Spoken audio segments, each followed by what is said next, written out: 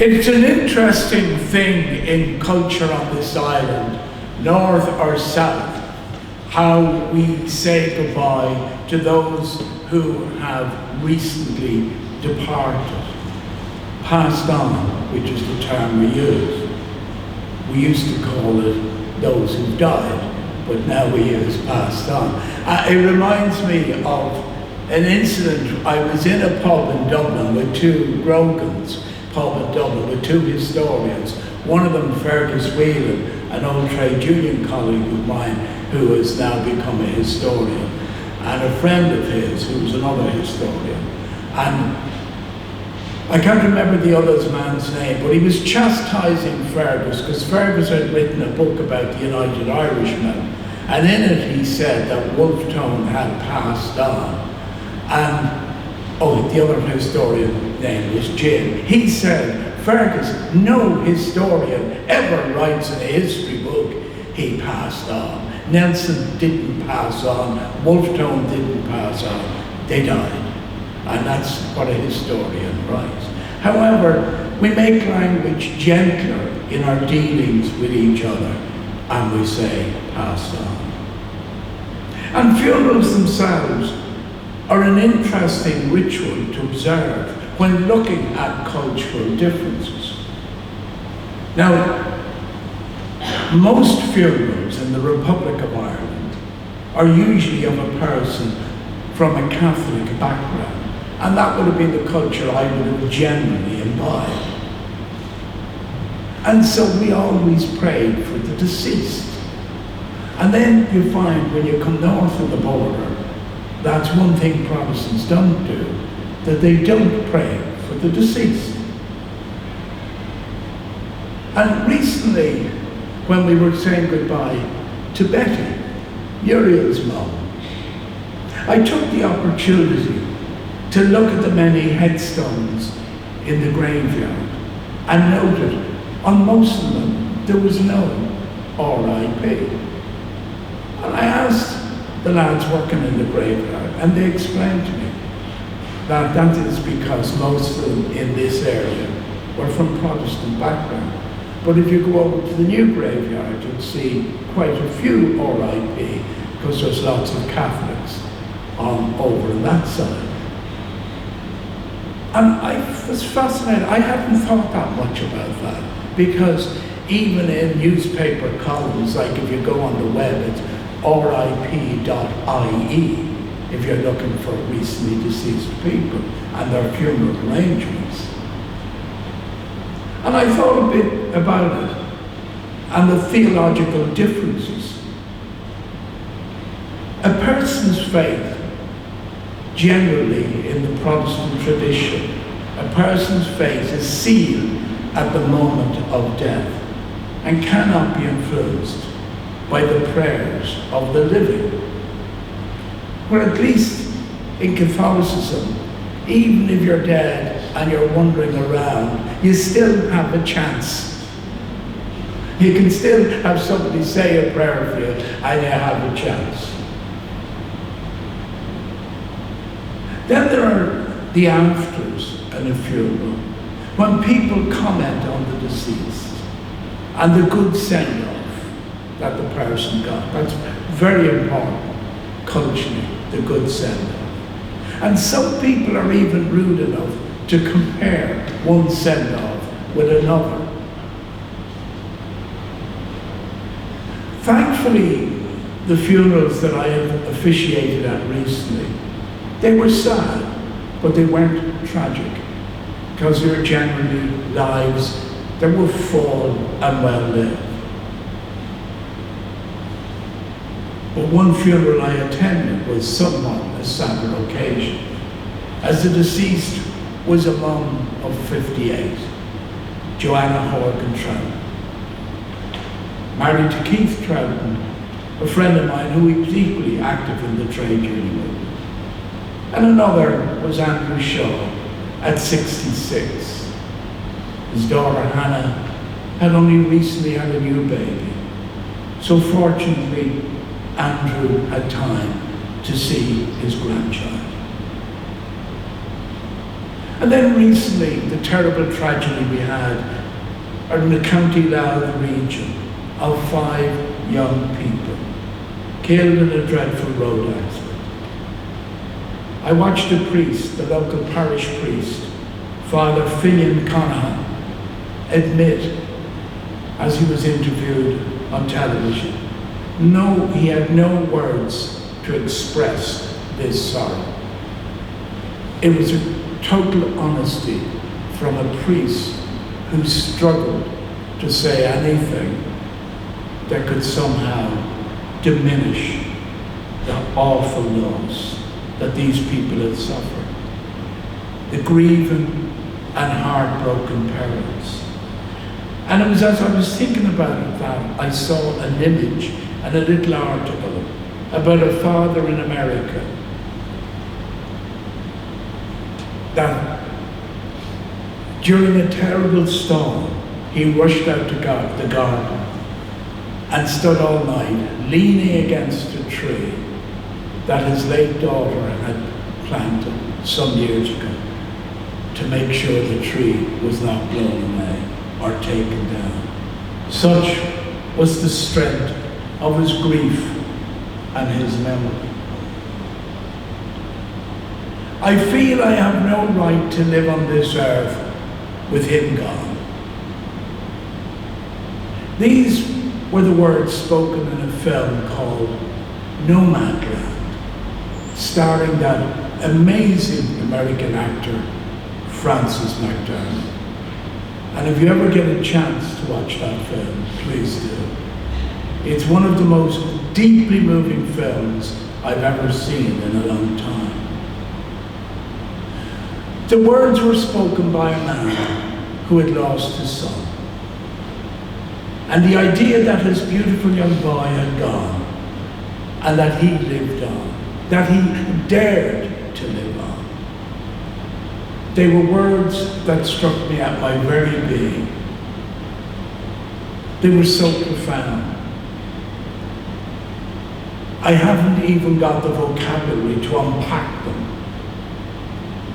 or the creative wisdom to attempt to explain them.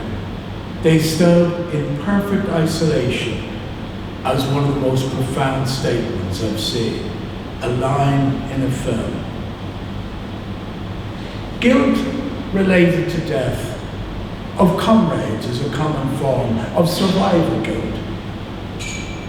You often see those elderly veterans from various wars as they visit cemeteries where their former comrades lie. And they break down at the thought that they survived and why when the others had gone. The heart's breaking with wrenching grief. Back to that line in the film. I feel I have no right to live on this earth with him gone. As I said, that line really touched me in a profound and emotional way. The sense that you not only think you should not go on when a deeply loved one is gone, but the absolute feeling that you shouldn't even be alive. We think of the words of W.H. Auden in his profound poetic poem. I think it was also featured in, was it 4 weddings and a funeral. Stop all the clocks, cut off the telephone, prevent the dog from barking with a juicy bone, silence the pianos and with muffled drum, bring out the coffin, let the mourners come. He was my north, my south, my east and west, my working week and my Sunday rest, my noon, my midnight, my talk, my song. I thought that love would last forever. I was wrong. In Corinthians 13, when Paul explains that we only have partial knowledge. Whether Paul meant as a future stage or when we've passed on. I'm never sure of that passage, whether St. Paul meant certain things will be revealed to you in this life or it's in the next life, as believed by many Christians. Shakespeare uses the concept of looking through a glass or mirror. This is to look at self-reflection and identity, as if Shakespeare has taken the words from St. Paul. For now we see through a glass darkly, but then face to face I know in part, but then shall I know even as also I am known. All will be revealed. In King Lear, by Shakespeare, the theme of distorted vision, sight, are significant, as if again inspired by St. Paul. Blindness and seeing the truth.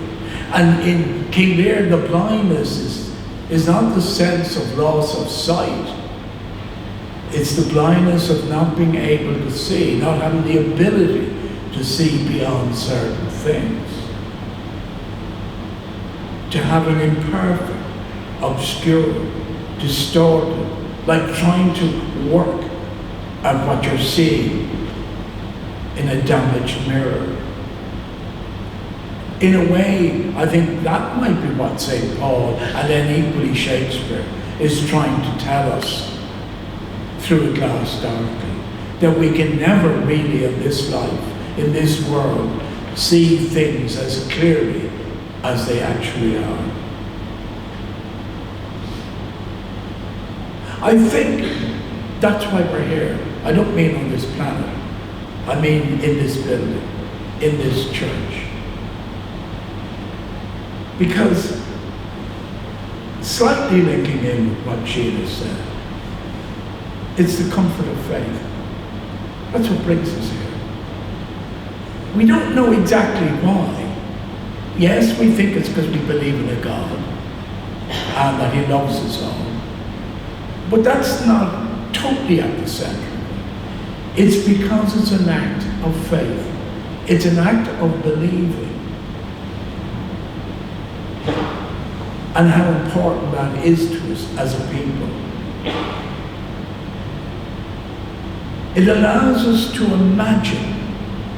And I don't mean to be cruel when I say this, but I was sitting with two friends of mine.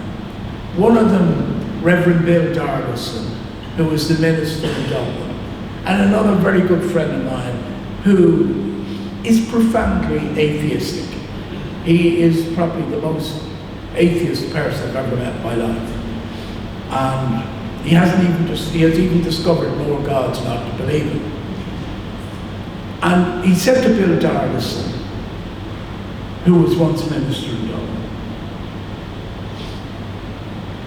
have you ever thought of being an atheist?